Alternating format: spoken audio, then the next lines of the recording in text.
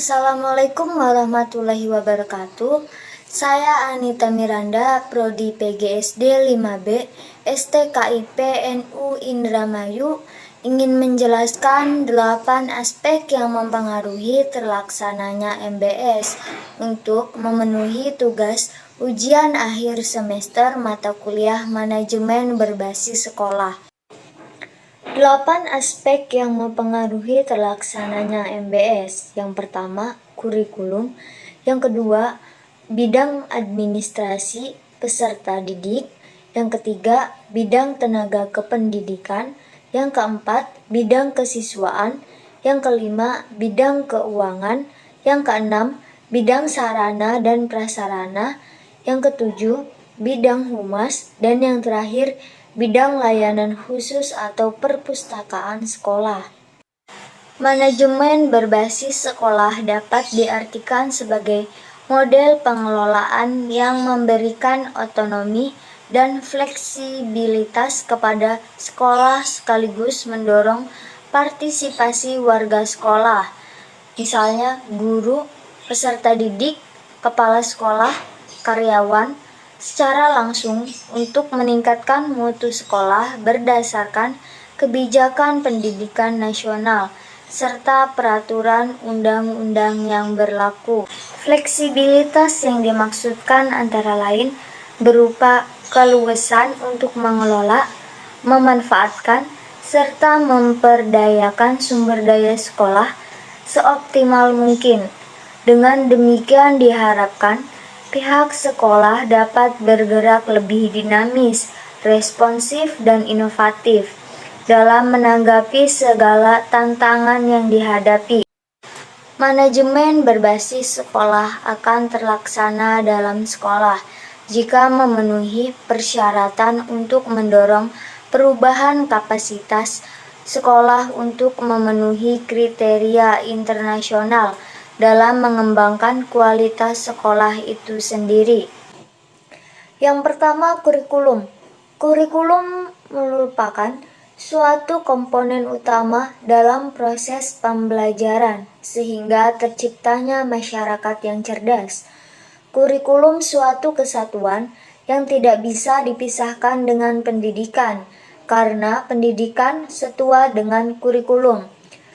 Hubungan antara pendidikan dan kurikulum adalah kurikulum dapat membawa kita ke arah tercapainya tujuan pendidikan, karena kurikulum merupakan isi dan sarana untuk mencapai tujuan pendidikan. Maka kurikulum berisi nilai-nilai atau cita-cita yang sesuai dengan pandangan hidup bangsa. Kurikulum harus selalu dikembangkan sesuai dengan perkembangan kebutuhan masyarakat.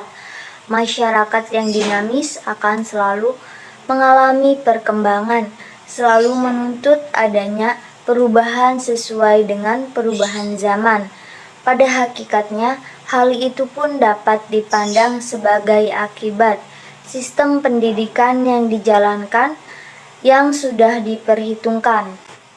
Dengan kata lain, adanya keadaan masyarakat yang dinamis dan terbukti terhadap adanya usaha-usaha pembaharuan sesuai dengan perkembangan zaman tersebut merupakan keberhasilan sistem pendidikan tanpa mengakibatkan berbagai faktor lain yang juga berperan. 2. Bidang administrasi peserta didik.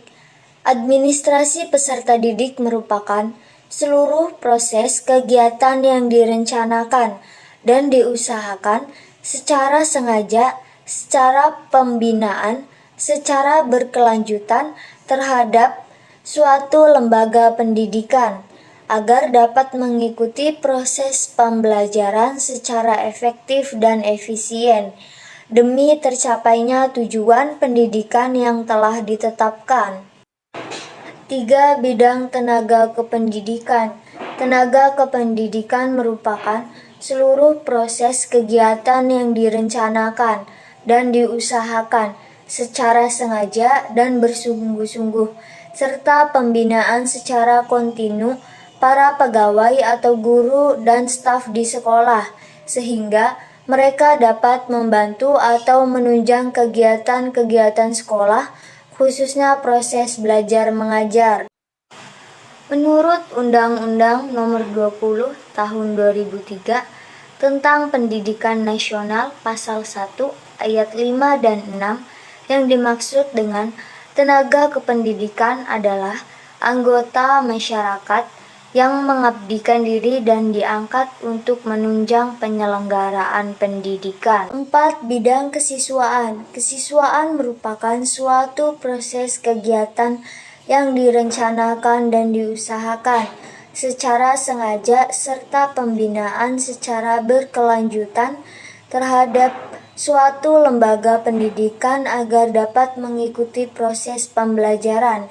Dalam bidang ini, segala sesuatu yang berkaitan dengan peserta didik sudah sepatutnya melayani dengan baik, baik dari segi ilmu, motivasi, instruksi hidup perjalanan sekolah maupun hal-hal penunjang lainnya.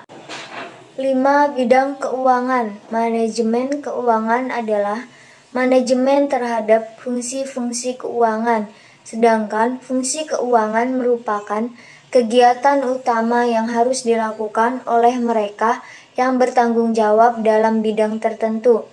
Fungsi manajemen keuangan adalah menggunakan dana dan mendapatkan dana. 6. Bidang sarana dan prasarana. Secara bahasa, sarana berarti alat langsung untuk mencapai tujuan pendidikan. Misalnya, ruang, buku, perpustakaan, laboratorium, dan lain sebagainya. Sedangkan prasarana berarti alat tidak langsung untuk mencapai tujuan dalam pendidikan. Misalnya, lokasi atau tempat, bangunan sekolah, lapangan olahraga, dan lain sebagainya. Dengan demikian, dapat ditarik suatu kesimpulan bahwa administrasi sarana dan prasarana adalah suatu komponen-komponen yang dilakukan secara langsung maupun tidak langsung dalam menunjang proses pendidikan, serta dapat mencapai tujuan yang telah ditetapkan. 7. Bidang humas. Humas merupakan suatu komunikasi dua arah antara organisasi dengan publik, secara timbal balik dalam rangka mendukung fungsi dan tujuan manajemen dalam meningkatkan pembinaan kerjasama serta pemenuhan kepentingan bersama, atau juga suatu proses komunikasi dengan tujuan meningkatkan pengertian warga masyarakat tentang kebutuhan dan praktik pendidikan serta berupaya memperbaiki sekolah. Terjalin hubungan masyarakat yang erat kepada sekolah akan dapat terjadi harmonisasi dalam mencapai tujuan secara bersama. Dan yang terakhir yaitu bidang layanan khusus atau perpustakaan sekolah. Layanan khusus atau perpustakaan merupakan salah satu unit yang memberikan layanan kepada peserta didik dengan maksud membantu dan menunjang proses pembelajaran sekolah, melayani informasi-informasi yang dibutuhkan, serta memberikan layanan kreatif melalui koleksi bahan pustaka. Perpustakaan sekolah merupakan perangkat kelengkapan pendidikan dalam mencapai tujuan pendidikan di sekolah. Keberadaan perpustakaan di sekolah sangat penting.